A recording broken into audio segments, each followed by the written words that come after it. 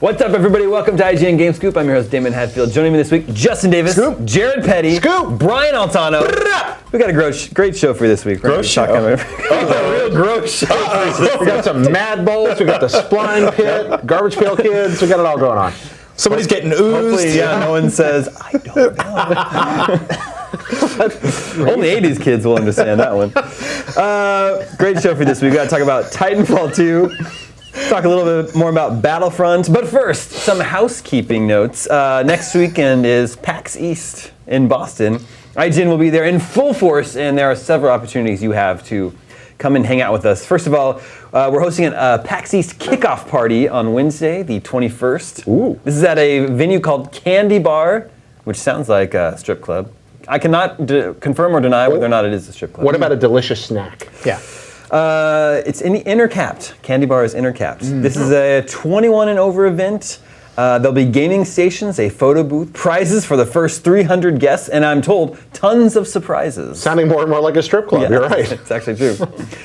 You can sign up at Is IGN. it buffet? Great buffet. Sign up at IGN Presents BattlebornCommunity.splashthat.com. What? Yep. It's a long site. Once again, IGN Presents BattlebornCommunity.splashthat.com. So just all IGN presents Battleborn Community, just all one. That's big just one thing. big thing you type into your box. .splashthat.com. Splash that. Yep, that's the thing. And Splash what? That. That. Got it. And you don't need a badge for that event. Then the IGN panel is 7 p.m. on Saturday in the Dragonfly Theater. You do need a badge for that, but that's an all ages event. And then that's immediately followed by the IGN meet and greet at a venue called Royale. Ooh. That's happening from 10 to midnight. To sign up for that, you go to IGN Meet and Greet presented by 2K.splashthat.com. So is that the letter N? IGN or Meet IN? letter N Greet presented by 2K.splashthat.com. We are running out of URLs. I did not set up these URLs. This is just how you can be a part of these. This is what happens on the internet. We've had too many URLs, there's none left. They're like phone numbers. Yeah. It's true. All right, let's get to this week's topics. Titanfall 2. It's happening. It's real. Yep, we got the announcement of the announcement. Sequel to that Don Bluth movie. We right? also got mech swords confirmed. Confirmed mech swords. Okay. Yes, Titanfall 2 will be revealed on June 12th.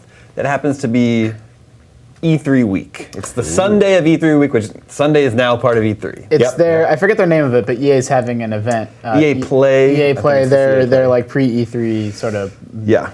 Dealio. That's when they're having their conference on Sunday, and then they have an event in LA that's going to be open to the public. Okay. So that's when we can expect Titanfall 2 to be officially revealed. Titanfall. I was surprised to learn that it sold 10 million copies. Did it really? True? I don't know how many of those were discounted down to $10 or whatever, but There was a bundle. and there was So a I'm bundle. sure a lot of people bought their Xbox One. But over a That's long enough huge. period of time, that game got into a lot of people's hands, and Titanfall was really good. It was good. Yeah, the free running. So it's like the devil's in the details, right? Like it had free running and all sort of a lot of the stuff that Call of Duty does, but it did that stuff better. Like I think it felt better and fluid, and the whole thing just felt fantastic. It was really, really polished and great, but it was that lack of a single player campaign. Just Yeah, so it was very well executed, but limited in scope, Yeah. and it was only on Xbox and PC. yeah. So now with Titanfall 2, they've already said they're going to add a single player campaign, and if they haven't officially said this, we know it's coming to PlayStation as well. So I don't. It sounds like they're just like fixing the check boxes of complaints people have with the first one. Just generally what you want with a sequel to a pretty good game that had a few shortcomings. So that's exciting. I don't care much about the single player element, but I do like the other Don't care. fine-tuned stuff. See, I'm the opposite. Yeah. I want to really? play a nice single player campaign. Well, I want to play to one. blast noobs. I want to play one or the other. That's what I mean. Either if it's a multiplayer focused game, if they do great multiplayer, that's fine by me. If it's single player focused game and they do great single player and there's no multiplayer, that's also fine. I prefer that if you think you can do one thing well and the other one you ignore, I'm great with that. If it has both, sure. But yeah, a game could be a fine single player experience with no multiplayer elements, and you can have a fine multiplayer with no single player, as long as it's that well put You know what's together. one of the exceptions? I actually really liked Uncharted multiplayer. That's true. like Uncharted Big fan of multiplayer. that. The Last of Us multiplayer was neat too. Yeah, it was. It was cool. I've been giving this some thought, Damon. Okay, lay it on us. So I think everyone Take already, us to church. everyone knows the stats about, no one spends any time in the Call of Duty single player. They spend 5 or 6 hours there, then 500 hours in the multiplayer, and yet it's a huge portion of their time and energy and budget, and they have to hire Kevin Spacey and everything else. But in the case of Titanfall, I think the mistake, or the thing they didn't account for, is that without having that single player, you don't have any context for who you are, who you're shooting. I don't know who I am. I don't know where I am. Right. I don't know who that is or why I'm shooting them or what's at stake or what's going on or like why there's mechs. And so at least when you're introducing a new IP like that, to not have a new brand, new world, new universe, to not do a better job of setting up, the stakes and the conflict and like orient people in this world. Even if they only spend 5 or 6 hours in that single player, there's value, like that value carries over into the multiplayer to sort of be like, okay, I get it. I know what I'm doing. So that's interesting. So you need context for why you're playing the game, more than just the mechanics of the game. I don't think that I need it. It's just I think it made the multiplayer like less sticky. Like in Battlefront, it's like you're the rebels or you're the Empire. Right. Empire. The conflict is inherently yeah. set up by the story of the franchise. Yeah, so I think I do think that was part of the missing, like that's the missing piece of the puzzle there. Even though the multiplayer itself, I get that they were a startup game developer, crazy expensive to make single player, and I understand why they made the decision they did, but I think that's why it turned out to be. Well, they did try to shoehorn story into like awful. it was just a weird way to tell a story, right? It was like these like preloading, not cutscenes, but basically just like loading screens right before a multiplayer match started. That was just like the blah blah blah had the blah blah blah, stop the blah blah, and it was like, well, this is not really like I'd actually rather not have any of that than just sort of like get a Cliff Notes version. They did a dropship voiceover. That was like, okay, we're on this planet, do this, and it's like, what? I don't know. This makes any sense. No, I think in multiplayer context, if you're not going to have that single-player storytelling, just go ahead, drop it in, and make it kind of Doom or Quake style. There's bad dudes, shoot them with guns. That's enough. That's really enough for a multiplayer shooter. They tried to have their cake and eat it too, where like Team Fortress did that for a long time, although the irony is that game actually does have a lot of deep lore and story now that they added on after the fact. But, Team Fortress or Quake or Doom, you don't need a story, you don't need anything, we're just shooting each other. But Titanfall tried to set up this future world with these two factions that had like acronyms that you didn't know what they meant, and I just think that was probably a mistake. So there's been a glut of multiplayer-only games this generation. Evolve, Battlefront. Rainbow Six Siege.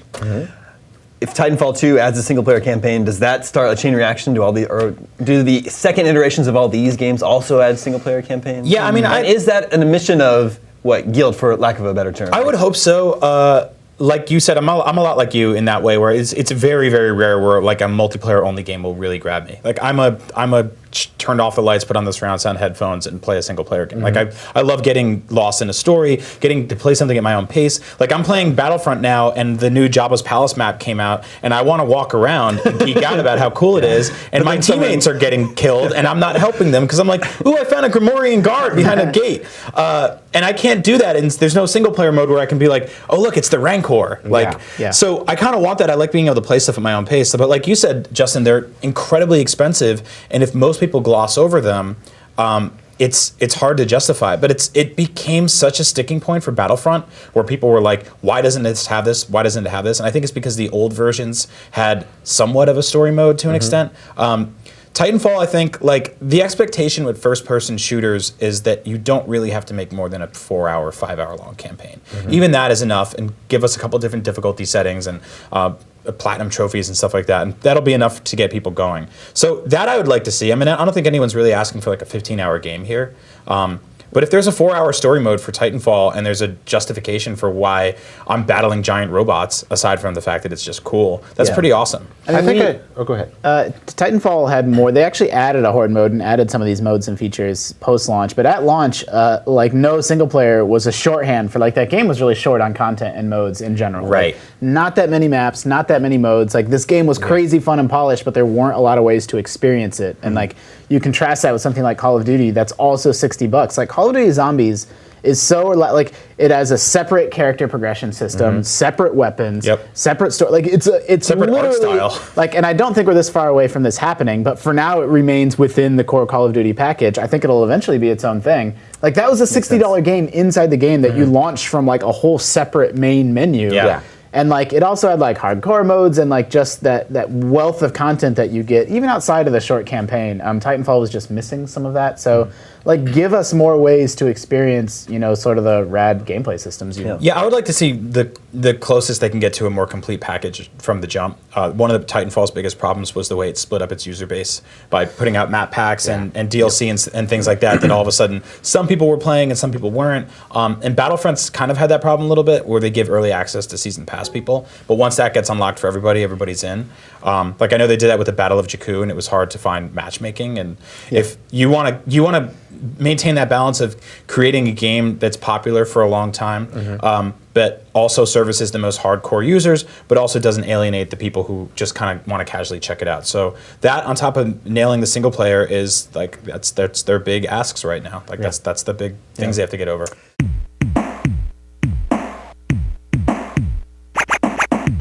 Well, Titanfall 2 set for a big reveal on June 12th. EA's E3 lineup begins to take shape. They'll have Titanfall 2, they'll have Mass Effect Andromeda, they'll have FIFA 17, that's been confirmed. Yep. Presumably there'll be more Battlefront stuff that they'll want to reveal. Yeah, they just revealed today Lando Calrissian and Dengar are coming. Exactly. Everyone's been clamoring for that Dengar. Oh my gosh, Dengar's great. He's like a running joke in the Star Wars galaxy. To see them cater to that, he's a toilet paper mummy. Every now and then pandering is a good thing, and this is a case of pandering just being wonderful. We won't know this for a while, but I hope he shows up.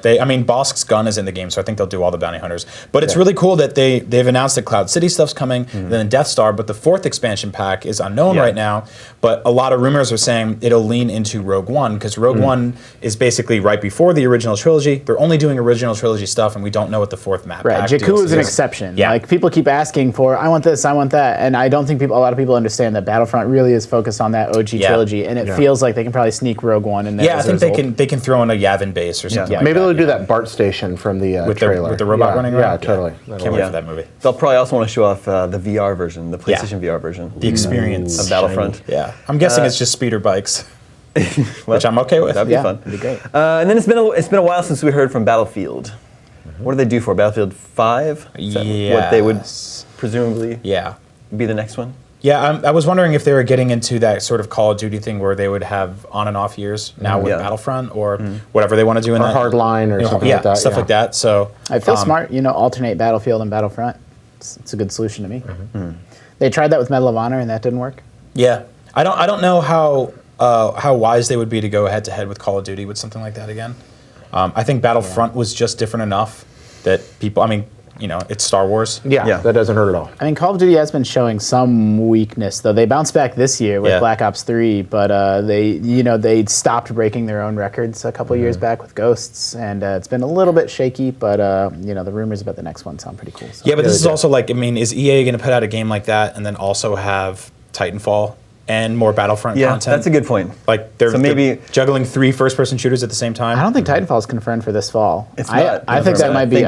I think that might be like February, March. Interesting. I mean, we don't know. That's my guess. Yeah. Early 2017. Because from what we read about Call of Duty, it's going like so futuristic. Those are the rumors. Far future. Yeah. Like Battlestar Galactica. Yeah. Which is that's going to be really cool if there's a Star Wars shooter, there's a mech shooter, and then there's future Call of Duty. If Battlefield comes out and it's just a regular military shooter, then it's once again on its own. I love that. I love the idea of them embracing that hamminess. I mean, Ghost was just so up its own butt to see them finally just be like, we're in the this is nice. And I guess I should correct myself. Battlestar Galactica takes place in the distant past, doesn't it? That's a good point. Dude. Spoilers, sorry. Yeah, you should have watched it by now. It happened already? Oh, man. All of this has happened before, and all of it will happen again. Like Star Wars. Yeah.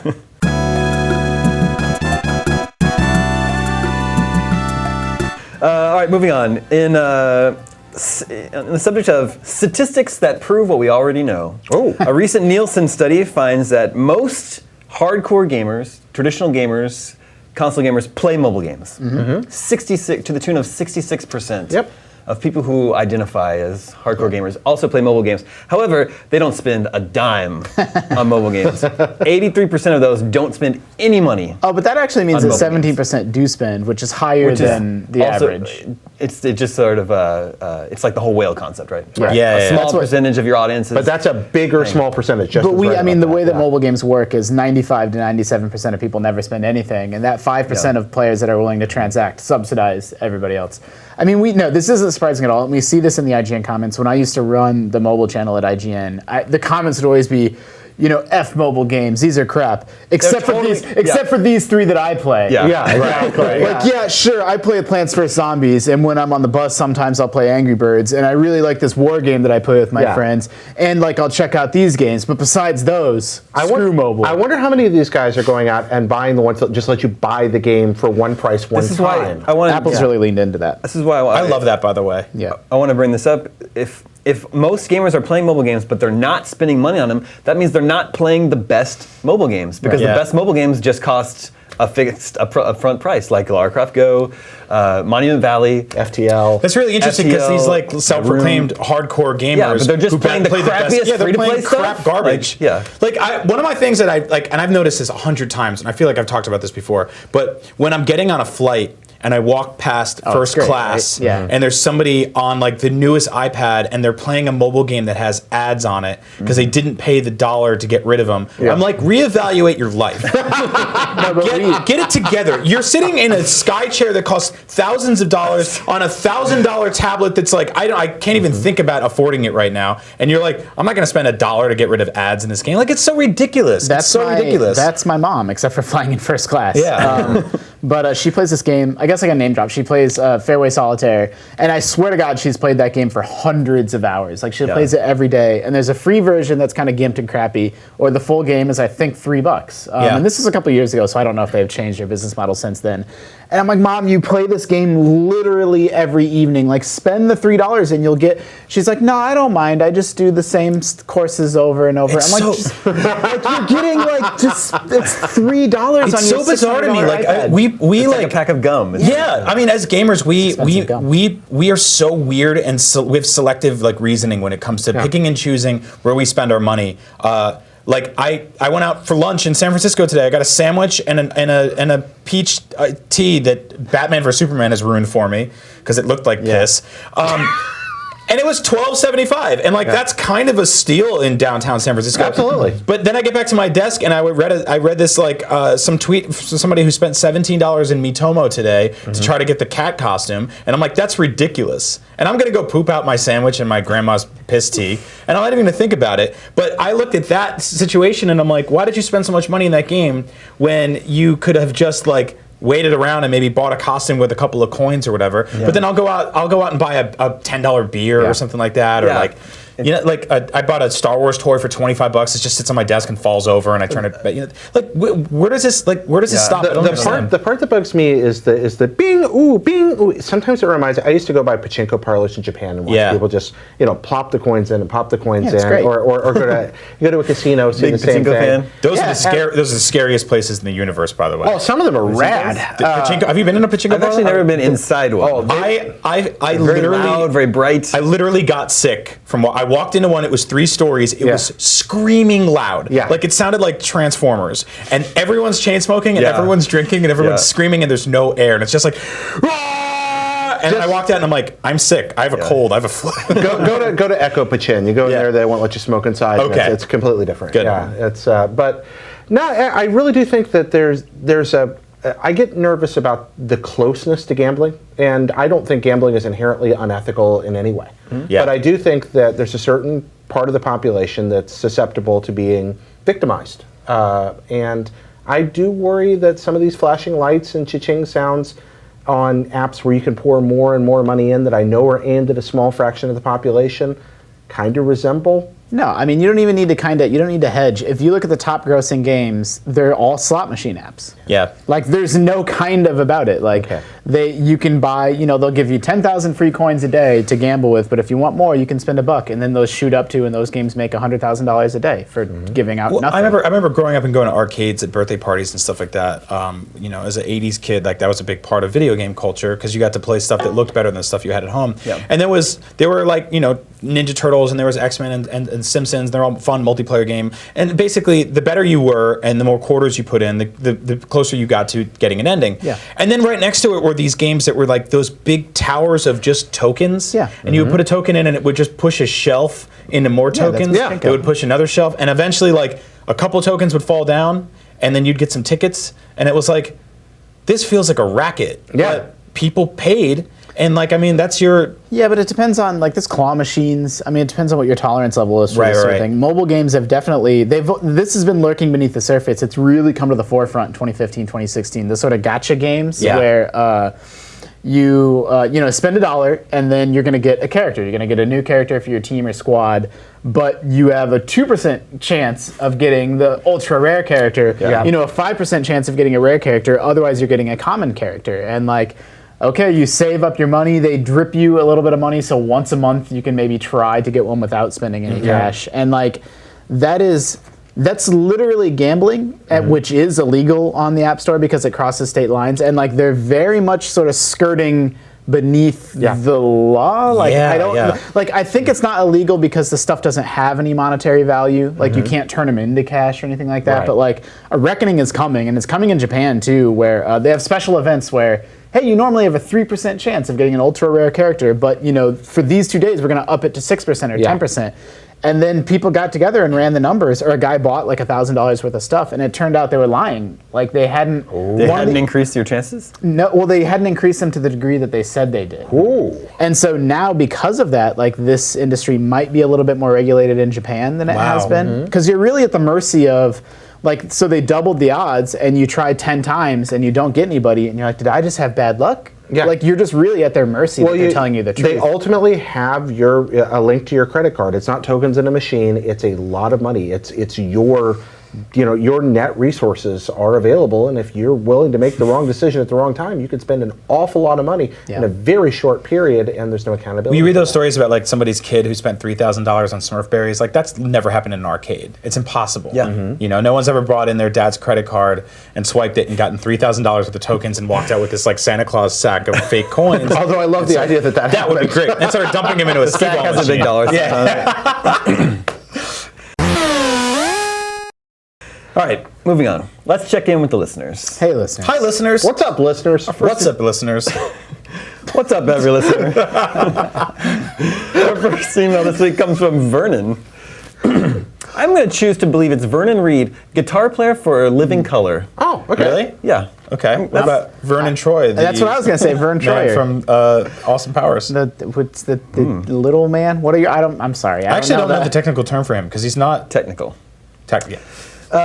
Vernon emailed us at the email address gamescoop@ign, just like small. you can. Yeah. Vernon says, even though I am not Big Tony style, I hope you will give some consideration to my question. I, for one, am looking forward to buying Dark Souls 3 on its release date. 1, because it looks like a great game. And 2, I'm excited to experience it at a time when the number of people playing it is at its maximum. Yeah. When people talk about the value of games, one of the considerations that I do not hear mentioned much outside of multiplayer-only games is the value of playing something when there is a large, active community surrounding it. Both those who are playing it and also those talking about it online in discussion groups, YouTube, etc. Sometimes when I play a game, even if it's just a few years old, I feel like a man on an island. Does that desire to play something at the height of its popularity factor into whether or not you all buy a game at full price when it is new, or am I just a sucker spending my hard-earned cash just for the sake of not feeling left out? You guys are the best. Thanks for all the great hours of entertainment. So, I mean, this is a completely biased question for us specifically. Because we have to be part of the conversation as it's happening. Well, it's part of our job. Yeah. You're right. Yeah. But take off your gaming media spectacles and just think of yourself as just when you're just a gamer, like you still feel the need, like, oh, I got to play the hottest game right now. The first thing I would talk about it. It's just like, God, I know Batman v Superman is going to be bad, but I want to be part of the conversation, so let's go see it. Totally, yeah. Where you want to see bad. it because it's part of the zeitgeist, right? Yeah. I skipped it. You skipped it? Yep, me too. You're missing out. Interesting. You're both missing out. That's the funniest movie of the year. I think it's. I totally understand it. Like it's different because like video games are incredibly expensive compared to seeing a movie for $10 or $8 or $5 matinee or whatever. Like it's $60 to play Dark Souls. You could rent it from like one of those things in the supermarket or whatever. Redbox. Redbox. Gamefly. Gamefly, yeah. Gamefly.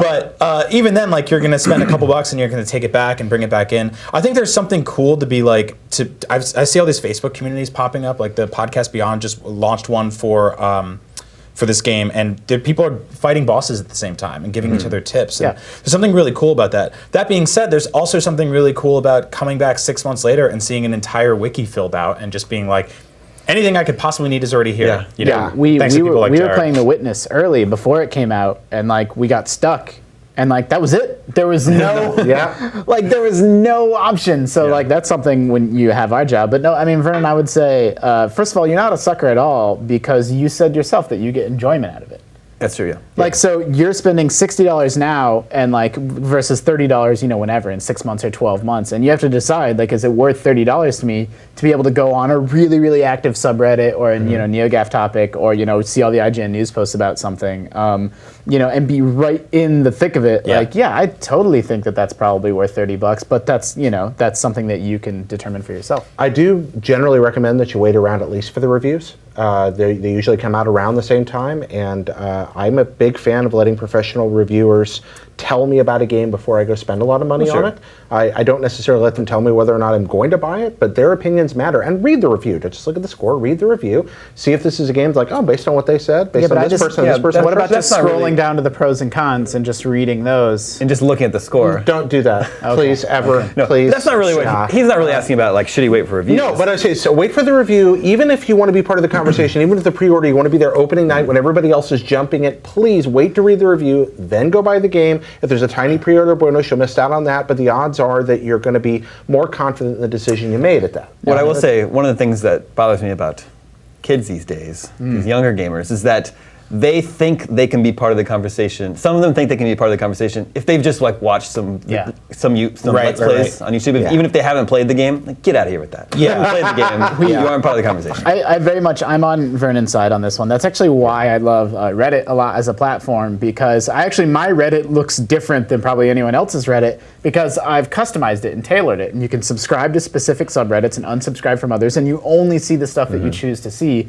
So it's literally like a feed of like what Justin's into. Like when I was playing a lot of Diablo 3, I'm like subscribed to this, and this. And then when I was like, you know, I'm kind of over that game, they're gone. Like they just disappear. And so for a while it was The Witness, you know, and I was really into that and like reading all up on that community. And like, so it's like The Witness and board games and like all the stuff that I'm into. Brian mentioned Discovery earlier. On my Twitter feed, similar to your Reddit thing, looked, you know, the night that Dark Souls 3 came out, it was just people with screenshots of countdowns and, you know, stories of triumph until late into the night. Right. But then moving on into that process of discovery, yes, it's fun to go back when everything's discovered or when most things are, but it's also fun to watch them as they're being discovered over that first few days. You know, Brennan was just showing me that they found the Solaris armor or the Solar armor, pardon me, in Dark Souls 3 and how to get it. And it's like, that's really cool, and it's just emerging right now. So I do think like spoiler culture plays into it as well. Like there is that sort of necessity to see something. Like with Force Awakens, I went into media blackout for 4 days before. I don't mean media blackout. I mean I went into internet blackout. You blacked out. Like I hit myself with a large cinder block until I couldn't see. I froze myself.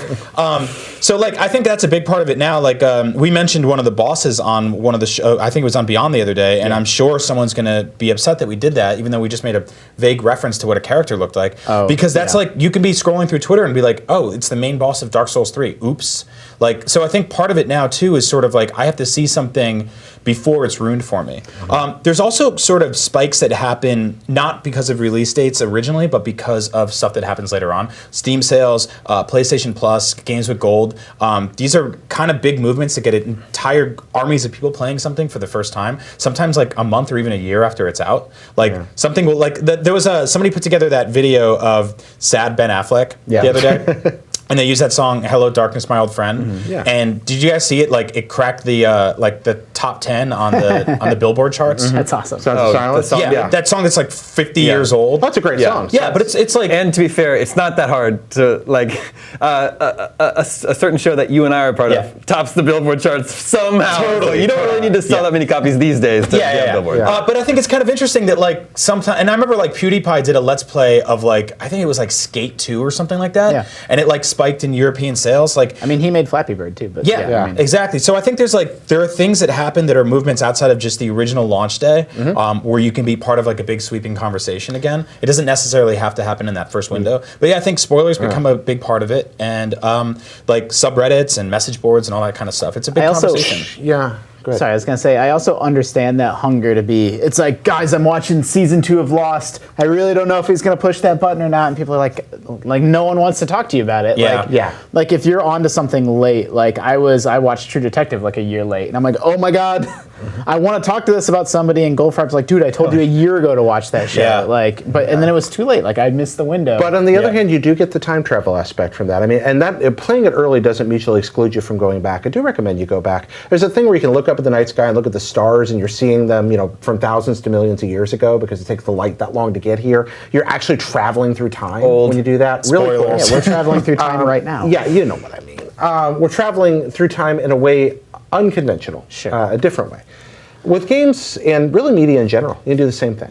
And I think that's a really neat way. Going back and looking at something with a few years of context under your belt, with seeing what came from it since, and then go back and re-experiencing, sometimes it takes away. Sometimes it makes you aware of just how influential and brilliant something was when you didn't realize it at the time. Like, wow, this really changed something, or man, this holds up. And that's a beautiful feeling. Turns out Otogi on the original Xbox started everything.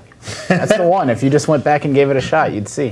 Otogi? Yeah. That's the beginning of all? I mean, the reality is you could save thousands of dollars a year by not being there on day one. I wanted to do the math on like, what if you time shifted 12 months? Yeah. Like I've For thought everything? I've thought about this as a If feature you just for a waited long for like time. the game of the year edition, that's like $40. Oh yeah. Or whatever, like what came out 12 months ago this month, or we're almost 12 months from Batman Arkham City, and what does that game cost now? $20? Like I mean, how we were much talking money about would you Battlefront. save? GameFly was having a sale on it yesterday for $19.95. Yeah, It's like how much money would you save by just time shifting all your media by a year? I am a cheapskate, and I do that a lot, even working here. Sure. I just wait because money's valuable, and $60 and $20, that's a big difference. Yeah, see, I buy the game for $60 and just don't play it. That's what I do. It's a good call. I don't know if we need to move on. I've had an idea for a startup, for a company for a long time, or maybe a service on IGN, I don't know. Is this Playdia again? No, it's not. That was, what was that called? Oh, that was The gamer social network thing? Yeah, well, Playdia. That was your gamer friend. It had a different name than that. I don't remember what it was. I thought it was Playdia. Anyway, this was like, people do like book clubs. I want it to be an online book club, like, hey everybody, let's agree to rewatch Lost, but we're going to agree to watch it at this pace, and we're going to start on this date. And then, like, let's say you're going to start a month from now. On May 1st, we're going to start rewatching Lost, and you'll get a certain number of people, 10 or 50 or 100 people that are like, yeah, let's do it. Either watch something for the first time or rewatch something, and then you can come back and share and discuss and sort of travel through it. And so people would like it's almost like a message board. Like you would make, here's what we're going to watch, and here's like the time horizon that we're going to watch it on. Okay. It's friendly to newcomers, it's friendly to people that are rewatching.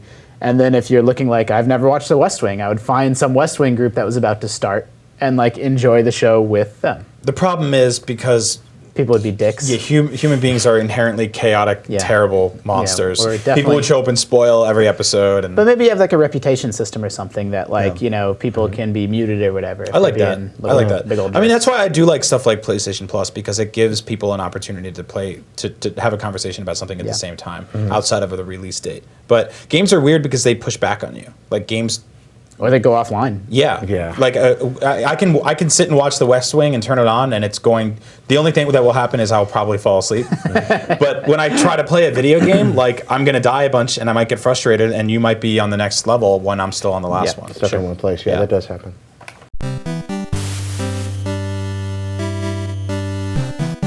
All right, moving on. Next email is from Edward Gosling. Ryan's lesser-known brother. Maybe this is Ryan Gosling's dad, Ed. Yeah, sure. That's who. Uncle? He says, "Hi, Game Scoopers. New listener, first-time emailer. Ooh. My suggestion for a topic is the underappreciation for the sports game genre. I've been a long-time player of sports games on consoles since I started playing games, from the standard FIFA football games to Madden, NHL, and NBA Sims, not to mention Wii Sports. To my point, a lot of these titles sell extremely well and have a huge audience, as well as tremendous replay and multiplayer value, and are great for bringing non-gamers into the gaming world. Their ability to simulate the real-life sport is constantly improving, but I feel like they are looked down on by critics and hardcore gamers in general, despite their success. Do you think the sports genre deserves more respect?" Yes. I do. I think that it's respected in the marketplace, and I think critics have. I don't think that they are anti-sport game. Yeah, I think they review incredibly well. Yeah, but I do think that the people that I work with, speaking in very broad terms, are not broad sports game players. There are people that may focus on one particular sport that happens to coincide with the sport they follow in real life, but a lot of us don't spend a lot of time on sports games. We know experts who do, we hire those experts, we work with those experts, and there are some people in-house that enjoy those things. Yeah. But there aren't as many as there are for what we might call that AAA center of the conversation in fantasy, science fiction, and role-playing games. I think that those worlds really do resonate a little better with the people who work in this part of the industry. So yes, I do think that they are probably given a different kind of attention, not because we're some kind of snoots or snobs, but because Snoots or snobs. I think it's more because sports games have centered so squarely on simulation in the last 10, 15 years. Yeah. And I don't play video games for realistic realizations of things that I can kind of do or experience in real life. I like that Mario Baseball, though. Yeah, like stuff like that's really great. Like actually, one of my favorite games of all time is Blades of Steel. Because it's just really fun, and like when you get into fight mini games, it's like Street Fighter. I loved Wayne Gretzky's 3D hockey on the N64 because it's just goofy. Like hockey in general to me feels more like video gamey because it's a giant level with two mini bosses on the top and bottom that are guarding the flagpoles. If they're the mini bosses, who's the main boss? Yeah, I never thought of that. Who's the hockey? The Stanley Cup. But you do have, I think you raise a great point. You have things like Tecmo Super Bowl or Mike Tyson's Punch-Out, which is effectively a rhythm game. Yeah, puzzle game. Disguised as a boxing game, or a puzzle game disguised as a boxing game. Or Mutant League Football, or a number of other, Base Wars. Blood Bowl. But again, we're all talking NFL about Blitz neat or whatever. takes. We're talking about things you can't do in real life and changing them. And I do think that one of the reasons that sports is not as popular maybe in this office and some others is because it is not viewed as an escapist thing. You mentioned simulation. We are largely an escapist medium, and I understand that. Simulation doesn't feel escapist, at least not to me. I have a little bit different take on it. I used to, if you go back into the Scoop archives, I'm sure I've talked about this before, the way that I used to play sports games is I would buy one every, 3 or 5 years. Like, I'm not the world's biggest American football fan, but I would buy Madden, and play it, and that would be it for like 3 years, and then maybe I would buy Madden again. I would do that with FIFA as well, and I eventually had to stop because those games, they build on themselves in such a way that, like, man, if you look at like the controller in FIFA, like what you need to do, like every button has like 4 or 5 functions depending on which trigger you hold down, and like it's easy to see how they got in this situation because every year has to have a new thing. And they're like, look, now when you press the right stick, you can do ball jukes and stuff, and now when you push the left stick, you can stick arm people and like they stiff arm people, and they add. Like, it's one little thing every year, and by the time it's 5 or 6 years, it's incomprehensible, and there's a million modes, and do you want to be the manager or the coach or the player? I think there's a lot of legitimacy to what you're saying there, Justin, but I've also heard exactly the same arguments made, say, about first-person shooters. I mean, Call of Duty absolutely has that problem. I played Black thing. Ops 3 after not playing a Call of Duty since Black Ops 2, and I didn't understand what the fuck I was doing. Yeah.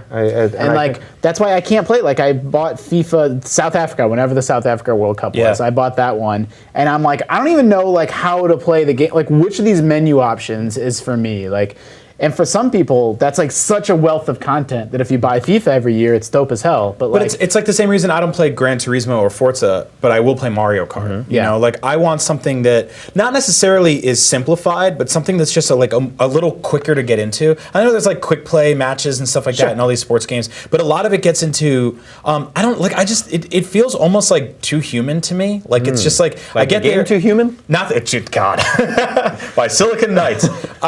No, but like showing up and all of a sudden I'm playing an NBA basketball game and everyone in the game is a real human being and they're playing like just like some rap album I might have on Spotify and there's no escapism to it. Like it's just the menus are emulating Sports Center. Well, you're also, if you're like a basketball fan, you're also spending a lot of your time just watching real basketball. Yeah, so you're not escaping that. Exactly. And then you're trying to match your team to real life trades and stuff like that. But for sports fans, a lot of sports are escapism. I've been playing in the same fantasy football league for over a decade now, and it is an escapist nature. It's a meta game within a game, and for a lot of people, just watching that sport, that is the way they get out, following it. Whether it be in baseball, a lot of people just follow stats, and it's a way to get away from their lives and focus on something else. The same way we use games. And I can say that every every time in the last few years I've made an effort to get back into something, for example, Forza or The Show or Madden, it's been worth the effort. That curve has been high because the game's become complex. But if I stay involved with other people who are playing at the same time, and that's been the key, people that can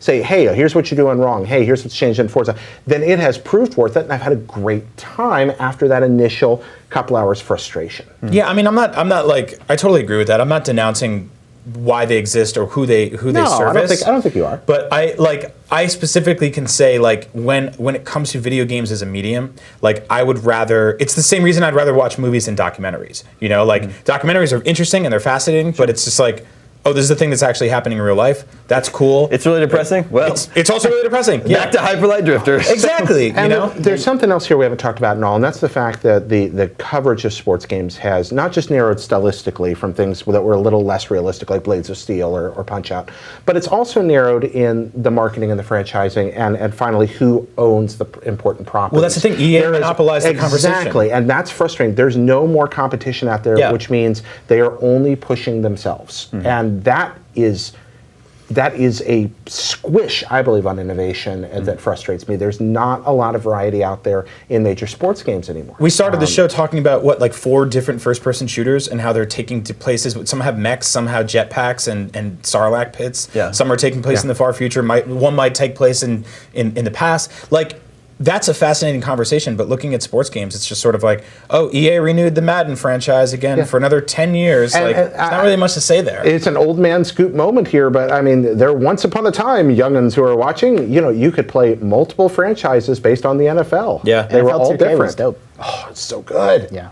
But I loved like ice hockey on the NES because you had to pick between fat, medium, and skinny characters, and that was your strategy. Much like reality. It's the weird thing, like, I'm not a sports fan, so that's the main reason why I don't play sports games today. But as a kid, I would play any sports game. Yeah. I play RBI baseball. Yeah. I play Kings of the Beach for volleyball. I play Tecmo Bowl, NES play action football. I would play any sports game. Well, I but think they were just goofier and a little more fun and a little less like rigid and serious. And now they're so much more based on simulation and reality. Yeah, they were arcade inspired. I mean, games were still moving from the arcade into the living room. Having the arcade experience in your home, that was the ultimate game. And those games made concessions for the fact they were home games because you could play all 9 innings or all 60 minutes, but they still played like arcade games. Nobody ever has gotten it more right than Tecmo Super Bowl. It exists at the perfect nexus of accessibility and simulation, and I just want it to happen again. What was that robot football game in arcades? Robot football game? What's It's it? That top was down. Might it be an Atari game? There's Pigskin, there's Mutant League, there's I know the one you're talking about. That robot baseball game. No, it's top down and it's like vertical, right? Yeah. I do not remember the name of that thing, but I know the game you're talking about. I'm gonna look up. No, I want one of the listeners or viewers to let me know. Hopefully it's not the answer to 20 questions. It's not. Next email comes from Justin in Lawrence, Kansas. Is that you? It's not me. You're from Iowa. I'm almost sure it's not me. Okay. You padding the show with some... Why is Justin so handsome? With recent successes like Stardew Valley, oh, it is Justin. Hyperlight Drifter, Pony Island, and Undertale, is Valve... As a father.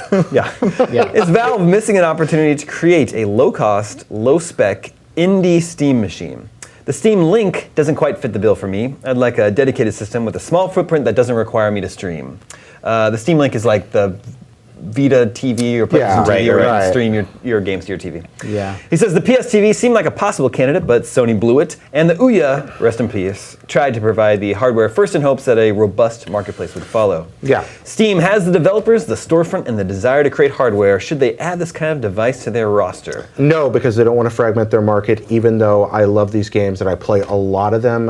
The fact is they'll run on a piece of crap toaster anyway that you can buy, so why design specialized hardware for it that might just split their marketplace? So the idea, what if it wasn't even made by Valve? Do you like the idea of a low-cost, low-spec indie console? Well, that exists. I mean, the Raspberry Pi is a thing that exists, and it's literally just a little board that's the size of a playing card that costs $25 or $30, and it can. I don't know its power level to run even something like Pony Island, but it can run like a SNES emulator. It's pretty robust. I have That's one. what I mean. Like I have one too.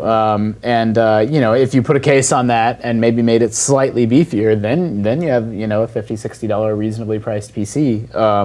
But I also don't think Valve should do it, well, for a couple reasons. I mean, business-wise, why? I mean, they make millions and millions of dollars off Steam without even mucking around with that. So it's like, there's an opportunity cost. Like every person that works on that project is not working on a project like Steam trading cards that might make them more money. Well, I mean, there's value to an entry-level $100 Steam machine, I guess. I think it's a trap to say, well, okay, if we made it $120, then it could have Wi-Fi and people wouldn't have to have an Ethernet Right. Yeah, it's a connection. slippery slope. And if we made it like $150, then we can include more RAM, and then all these other games would be able to run on it. And like, man, if it was $200, then suddenly you're at like Xbox 360 power levels, and it could run Skyrim. And it's like you'd have to create a specified UI that was slotted in the way that it would only show you stuff that could run on your console. So you would never get an ad for the new Assassin's Creed games because you'd be sitting there being like, oh shucks.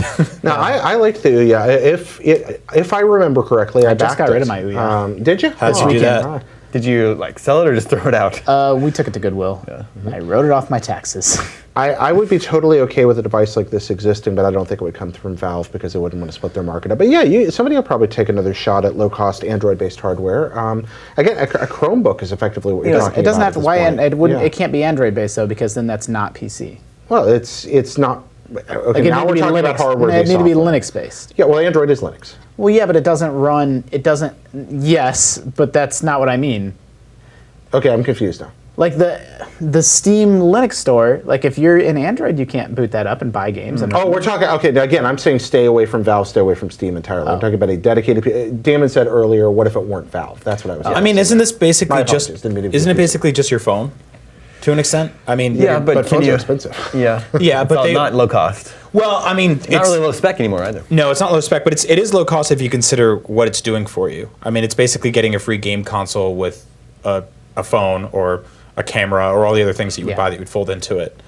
Look into the who was the question, the sender? Justin. Justin. They should look into the Raspberry Pi. That's pretty dope. Yeah. It is really neat. I agree with Justin there.